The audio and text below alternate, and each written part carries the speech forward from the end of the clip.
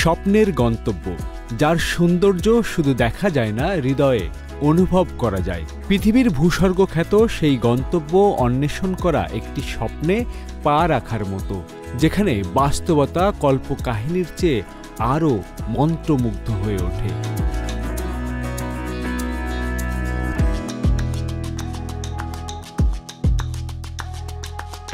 স্বর্গের অনুভূতি পেতে তাই তো এখানে সারা বছর পৃথিবীর বিভিন্ন প্রান্ত থেকে ছুটে আসেন লাখ লাখ পর্যটক।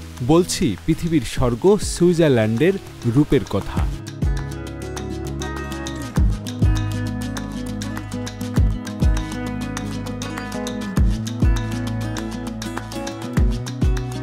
প্রকৃতির অপরূপ সৌন্দর্য যা অনন্তকাল ধরে পৃথিবীর বুকে সাজানো ছিল, সুইজারল্যান্ডে এসে সেই অপরূপ সৌন্দর্য দেখে হাজারো পর্যটক রোমাঞ্চিত হয়, অভিভূত হয়।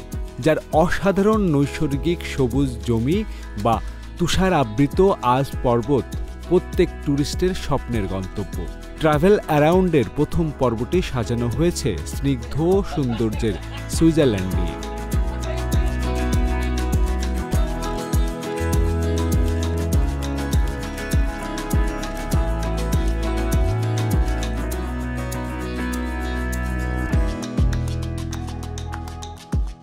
কেবল ইউরোপ নয়, পুরো দুনিয়ার অন্যতম সেরা পর্যটন গন্তব্য সুইজারল্যান্ড।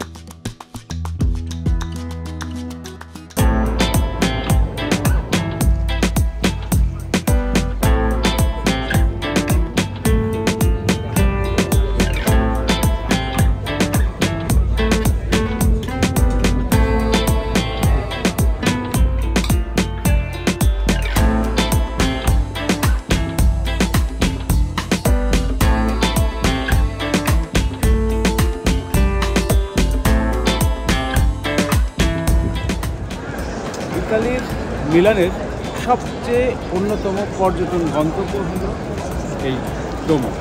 এটি দেখতেই শত শত হাজার হাজার মানুষ এখানে ছুটে এসেছে। আমরা সুইজারল্যান্ড যাওয়ার পথে আমাদের যে 2 ঘন্টার একটা ট্রানজিট ছিল, সেই ট্রানজিটটাকে কাজে লাগাতে ট্রেনে করে এখানে এসেছি, দেখে আবার চলে যাব। তো আশপাশের যে ব্যবস্থাপনা, পর্যটন আকর্ষণের কি নেই এখানে।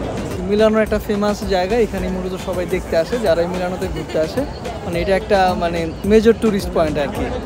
মানে 2টা ঘন্টা আমরা ওই বাস টার্মিনালে বসে থাকে বসে কাটাবো, একটা ভালো লাগতেছে। মঞ্জু ভাই, হ্যাঁ 2 ঘন্টা না, আমি ভাবছিলাম 2 ঘন্টা আমরা বাস স্ট্যান্ডে কি করবো, খারাপ লাগছিল। তো এখন আসলে টাইমটা কাজে লেগে গেল।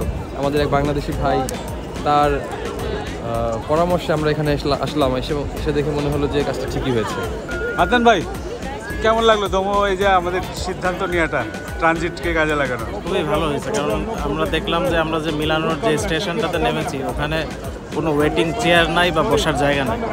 আমাদের 1.5 থেকে 1 ঘন্টা 45 মিনিটের মতো বসে দাঁড়াই থাকতে হতো, ওখানে হাঁটাচলা করতে হতো। আমরা জাস্ট ওই স্টেশন থেকেই মেট্রো নিয়ে চলে আসছি। খুবই দর্শনীয় জায়গাটাতে, খুব ভালো লাগছে আসলে।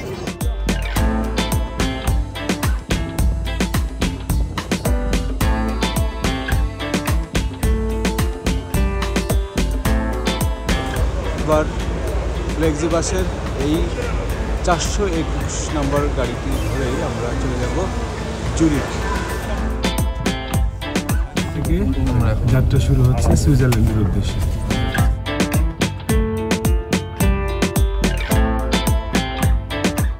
ইতালি পার হয়ে এখন সুইজারল্যান্ডের পথে এই যে বর্ডার, সেই বর্ডারটি ক্রস করলাম।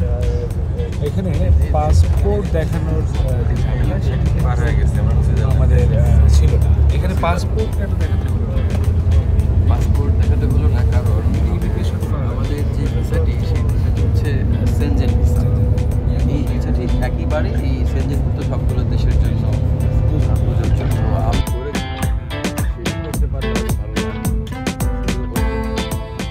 ইতালির মিলানো থেকে বাই রোডে বাসে করে সুইজারল্যান্ডের সীমানা প্রবেশ করতেই চোখ জোড়ানো, মন ভুলানো নৈসর্গিক সৌন্দর্য মুগ্ধ করল আমাদের। সুইজারল্যান্ডে প্রবেশ করার পর জুরিখের পথেই রয়েছে। বর্ডার পার হয়ে আসার পরে এখানে একটি রেস্ট নেওয়ার জন্য আর কি দাঁড়ালো একটা ব্রেক। কিছু খাওয়া দাওয়া করার প্রয়োজন পড়লে আসলে এখান থেকেই করে নিতে হবে। সুইজারল্যান্ডে প্রবেশ করার পর আমরা যেটি করলাম সেটা হলো এই গাড়ি থেকে নেমে এখানে একটি তেল পাম্প রয়েছে, পাম্পের সঙ্গে ক্যাফে আছে, সেটিতে খাওয়া দাওয়ার আয়োজন যা করতে চান করে নিতে পারেন। আর এখান থেকে আমাদের হয়তো পৌঁছাতে আরও 4 ঘন্টা লাগবে। 6:18-তে আমরা জুরিকে যেয়ে পৌঁছাবো। দেশটির পুরো সড়ক জুড়েই পর্যটন, যেদিকে তাকাই না কেন অন্যরকম এক ভালো লাগা কাজ করে মনে। যাত্রাপথেই বুঝে গেছি কোনো স্বর্গ রাজ্যে প্রবেশ করেছি আমরা। সাদা সাদা মেঘে ঢাকা পাহাড়, সবুজ পাহাড়ের বুকে বিস্তীর্ণ লেক, লেকের পাড় আর পাহাড়ের পাদদেশে দৃষ্টিনন্দন সব বসতবাড়ি, যেন শিল্পীর তুলিতে আঁকা এক রূপকথার দেশ।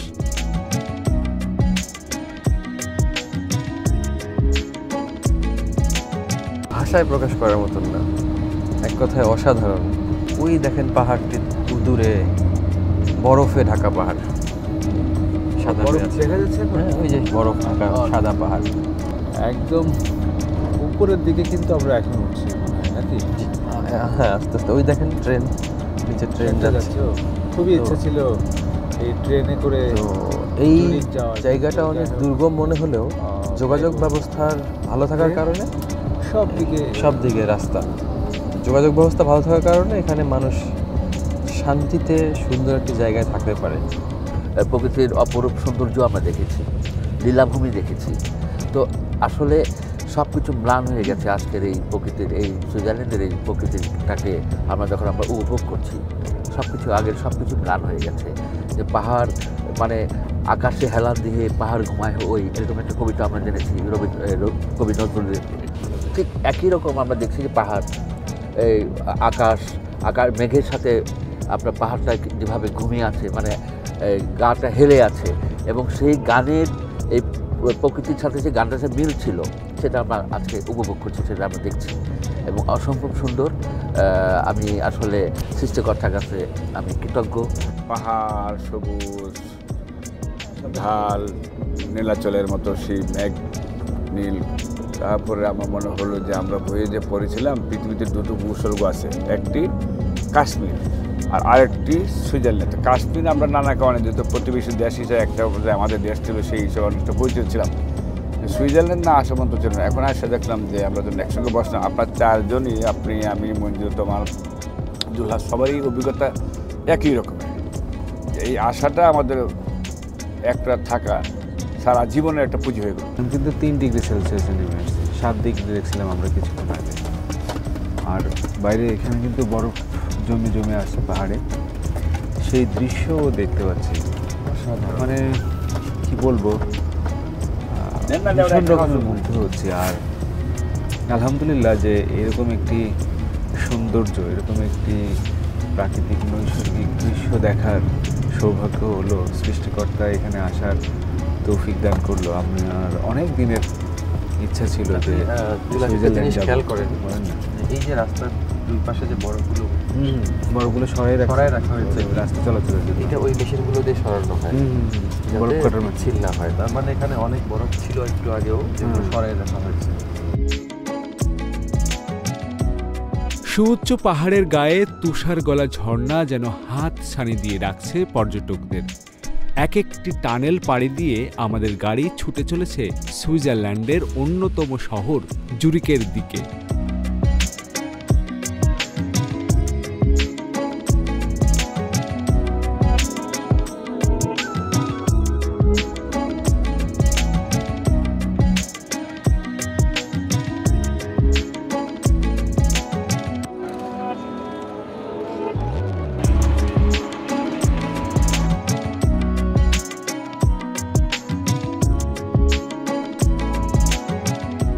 দীর্ঘ প্রায় 4 ঘন্টার পথ পাড়ি দিয়ে আমরা যখন জুরিকে এসে পৌঁছালাম, তখন সন্ধ্যা নেমেছে এই স্বর্গনগরীতে।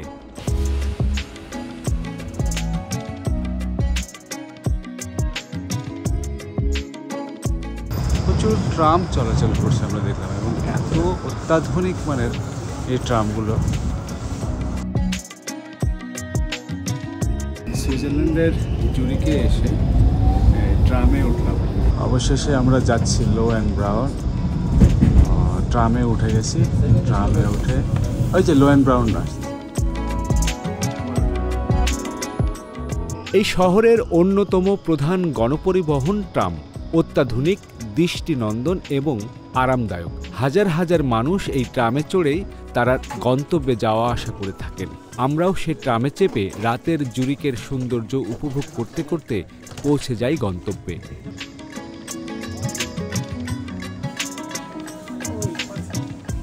এখানে যে রুমটি দেখতে পাচ্ছি 11 নম্বর, এইটাই আমাদের হোটেল। যাব এখানে কোড দিয়ে আমাদের রুম নাম্বারটা নিতে হবে, রুম কি নিতে হবে? 212226 হ্যাশ।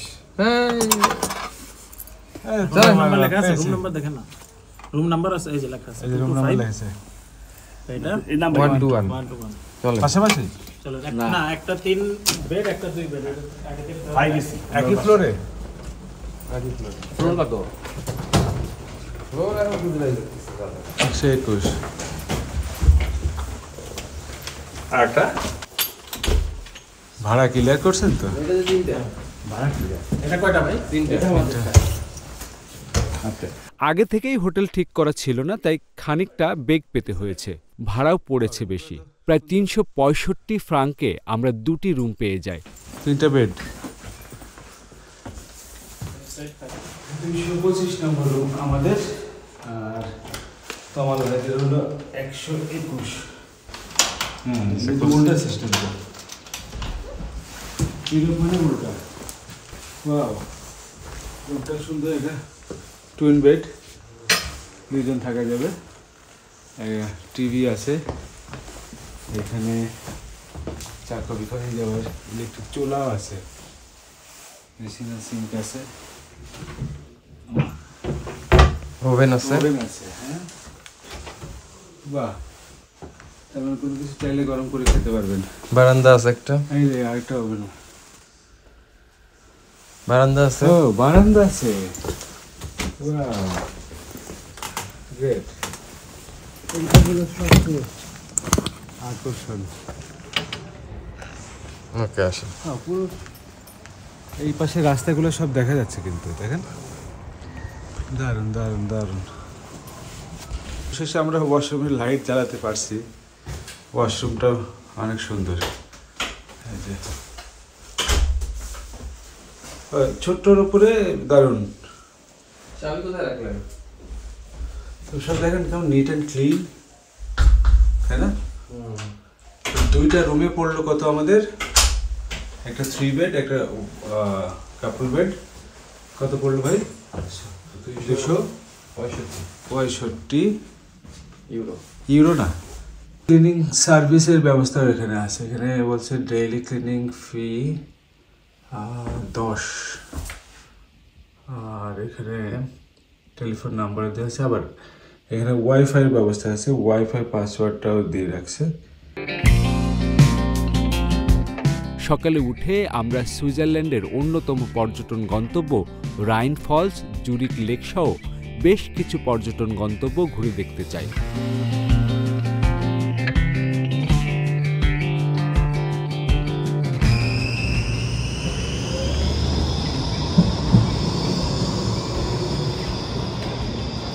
Indian restaurant. এই রেস্টুরেন্টে আমি তখন এসেছিলাম প্রথমে এসে, আমার ব্যাগটি ফেলে গেছি, একটা ব্যাগ। দাদা বিহারের, বিহার তার রেস্টুরেন্ট এটি। তার রেস্টুরেন্টে প্রথম এসে আর কি প্রথমে হেল্প চাইলাম যে আমরা আমাদের সিম নাই, ওয়াইফাই একটু দিতে হবে। তারপরে আমাদের একজন বাংলাদেশি খুঁজছিলাম, ওনার ম্যানেজারই আসলে মোশারফ ভাই, তিনি বাংলাদেশি। তারপরে বাকিউল্লাহ ভাইকে আমরা খুঁজে পেলাম। তার এখানে উনি সর্বোচ্চ লেভেলে হেল্প করছে। Indian people is always good. Great. আবার ব্যাগটা ফেলে গেছিলাম, সেই ব্যাগটাও তিনি সযত্নে কিন্তু এখানে রেখে দিয়েছে আমার অতি মূল্যবান একটি ব্যাগ। এটাতে আমার ক্যামেরা, পাসপোর্ট, ডলার এগুলো থাকে। যে ভুলটা আমার মুজিব মামা করেছিল সেই ভুলটা আমিও করলাম। যাক, শেষমেশ পেয়েছি। যদিও আমার ক্যামেরা এটা ছিল না আজকে, আর এটা গিফট আইটেম ছিল। এটা আমার বাচ্চার গিফট আইটেম ছিল। Thank you.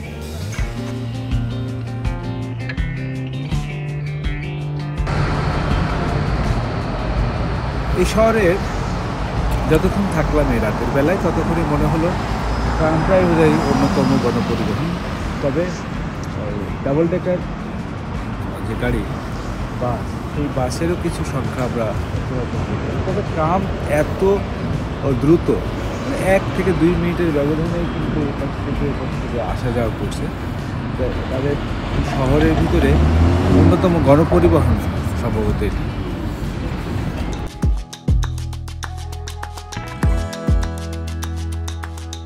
শুভ সকাল ভিউয়ার্স। আজ সুইজারল্যান্ডে বৃষ্টি ভেজা একটা সকাল। সকালবেলায় এই যে বৃষ্টি আমাদেরকে অলরেডি ভ্রমণের যে পরিকল্পনা, সেই পরিকল্পনা সব ভেস্তে দিয়েছে। এখন সকাল প্রায় 10টা বাজে। আমরা এর ভিতরে বৃষ্টির কারণে কোথায় যাব, কি করব, সেই পরিকল্পনাগুলো কিন্তু সব ভেস্তে যাওয়ার পরে এখন বৃষ্টি একটু কমেছে। আমরা রওনা দিব রুম থেকে। রুম একদম ছেড়ে দিয়ে যাচ্ছি। 12টা পর্যন্ত থাকার কথা ছিল, যেহেতু আমরা এখন ঘুরতে যাব সেই জন্য আমরা এখান থেকে প্রথমে রুম থেকে বের হয়ে মেন রোডে যাব। সেখানে একটু নাস্তা পানি করে দেন আমরা চলে যাব সুইজারল্যান্ডের বিখ্যাত কয়েকটি ট্যুরিস্ট স্পটে। তো সঙ্গে থাকুন এবং দেখতে থাকুন সুইজারল্যান্ড ভ্রমণের কী কী অভিজ্ঞতা হলো। আজকে আমরা প্ল্যান করেছিলাম অনেক জায়গায় যাব, কিন্তু সকালবেলা ঘুম থেকে উঠেই জানালার পর্দা সরিয়ে দেখি বাইরে চরম বৃষ্টি, অনেক বৃষ্টি, অনেক ঠান্ডা। আচ্ছা, এই রুমগুলার এরকম সব বাঁকা বাঁকা কেন বলছিলেন? ওই ছাদের ছাদটা, হ্যাঁ, এটা অনেকেরই মনে হতে পারে ডিজাইন। এর একটা বড় কারণ হলো আমার এই দেশগুলোতে একটা বছরের নির্দিষ্ট সময় তুষার পড়ে। তো তুষারটা জমে যেতে না যায়, জমে গেলে কিন্তু ভারী হয়ে বিল্ডিং ছাদটাই ভেঙে যেতে পারে, সবগুলো টালি করা। তো এই কারণে একটু স্লাইড করে দেওয়া আছে যাতে বরফগুলো পড়ে যায়।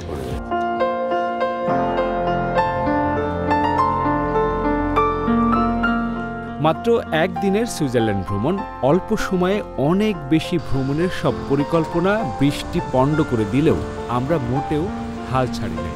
সেই টেলিফোন এখনো রয়েছে না? আমাদের সেই ফোন। হ্যালো, ভাইয়েরটাকে তুলি। বন্ধ করেন না, বন্ধ করে দেখা যাবে না, বন্ধ করে তো আপনার ভালো দেখা যাবে। হ্যালো ভাইয়া।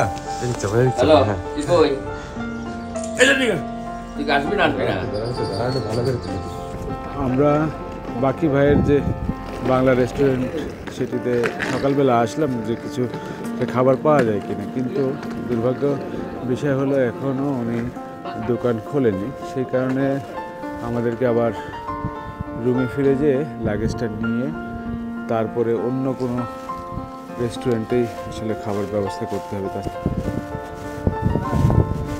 ঘড়ির জন্য বিখ্যাত সুইজারল্যান্ড, সেই ঘড়ির পসরা এখানে সাজিয়ে রেখেছে, নানান ধরনের ব্র্যান্ড এখানে আছে। দেখলেই কিনতে মন চায়, কিন্তু কতটা সাধ্যের ভিতরে এইসব ঘড়ি, সেগুলো একটু পরে দোকানগুলো খুললে আমরা দেখব।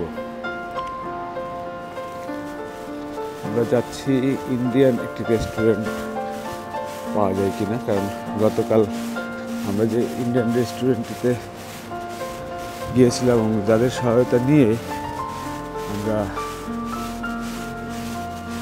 বিপদ থেকে উদ্ধার হয়েছিলাম, তাদের রেস্টুরেন্টে আরেকবার যাই, দেখি সেখানকার খাবার মেনুগুলো কী এবং সেগুলো আমাদের খেতে পারাটা এখন হলো বড় বিষয়। কারণ এই সকালবেলা খুব বেশি রেস্টুরেন্ট কিন্তু খোলে নেই। সুইজারল্যান্ডে সেই বিখ্যাত সব ঘড়ি,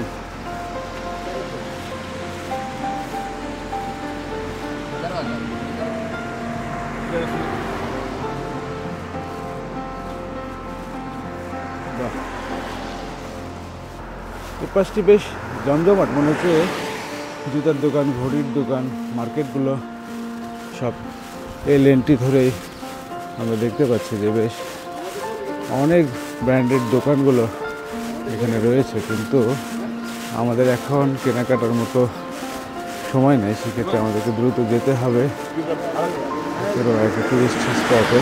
কিন্তু সবচেয়ে জরুরি এখন আমাদের নাস্তাটা করে আমরা ছুটব রায়ান ফলসের দিকে। এখানে একটা বিগ বার্গার আমরা দেখলাম এবং পাশেই ম্যাকডোনাল্ডস। যে কোনো একটা জায়গা থেকে আমাদেরকে আসলে সকালের নাস্তাটা সেরে নিতে হবে, কারণ এই ধরনের বিদেশ ট্রিপের ক্ষেত্রে খাওয়াটি খুব জরুরি না। খাওয়ার পিছনে সময় নষ্ট করা মানে আরেকটা স্পট নষ্ট করা। আমরা যেহেতু একেবারে সংক্ষিপ্ত সময়ের জন্য এসেছি, একদিনের বা 2 দিনের জন্য সুইজারল্যান্ড থাকতে এসেছি, সেই ক্ষেত্রে যতটুকু সময় আমরা আসলে পর্যটন কেন্দ্রগুলোকে যেতে পারবো ততটাই আমাদের জন্য ভালো। ম্যাকডোনাল্ডসে আসলে যে প্যাকেজ দেখেন ওখানে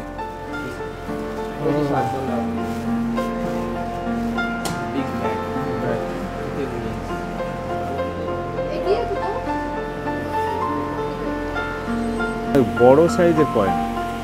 হ্যাঁ, এটা কত? এত বড় কয়েন তো দেখি না। কত? 5 টাকা। এখন আমরা রুমে যে বার্গারটা খেয়ে ব্যাগটা নিয়ে বের হতে হবে, কারণ 11টায় আমাদের চেক আউট। সুন্দর গাছগুলোতে ফুল ফুটে আছে এবং দেখেন গাছের বডিতেও ফুল ফুটছে, পাতায় যেমন ফুল ফুটেছিল। জানি না এই গাছের নাম কি, তবে ভীষণ সুন্দর লাগছে, যেহেতু পিঙ্ক কালারের একটা ফুলের গাছ, দারুণ শোভা পাচ্ছে। মানে সব কিছু একটা নান্দনিকতার ছোঁয়া। তাদের যে এই শহরের যে ডিজাইন তারা করেছে, চোখ জোড়ানো, সত্যি ভীষণ ভালো লাগছে।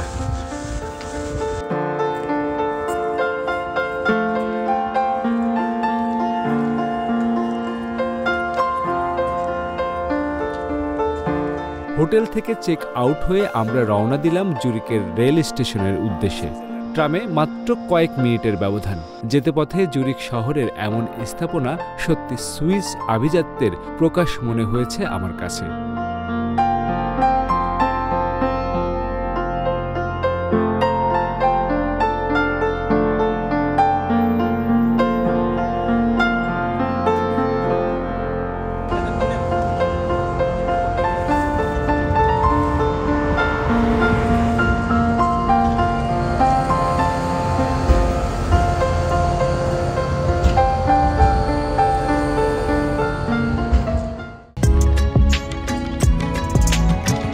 দুচোখ ভরে দেখার জন্য ট্রেন জার্নি অতুলনীয়। সৃষ্টিকর্তা এখানে উজাড় করে দিয়েছে, যে কারণে সুইজারল্যান্ড পৃথিবীর ভিতরে অন্য 8-10টি দেশের তুলনায় একেবারেই ভিন্ন। তার নেচারটা অন্যরকম। রাইন ফলস, যার অপরূপ মায়াবী সৌন্দর্যে মুগ্ধ গোটা দুনিয়ার পর্যটক। কবি ছাড়া অন্য কারোর এমন সৌন্দর্যের বর্ণনা দেওয়ার চেষ্টা বৃথা। যাদের দেখার এখনো সুযোগ হয়নি তাদের জন্য এই ভিডিও কিছুটা খোরাক মেটাবে হয়তো, তবে নিজের চোখে না দেখলে এই সৌন্দর্য বলে বোঝানো মুশকিল। উত্তর সুইজারল্যান্ডে অবস্থিত রাইন ফলস ইউরোপের বৃহত্তম জলপ্রপাত। নদীর উজানের দিক থেকে হাই রাইনে তার অবস্থান 450 ফুট চওড়া আর 75 ফুট উঁচু। তথ্য বলছে 14 থেকে 17 হাজার বছর আগে শেষ বরফ যুগে নাকি এই জলপ্রপাতের জন্ম। এখানে গ্রীষ্মে গড় পানির প্রবাহ সেকেন্ডে 25,000 ঘনফুট।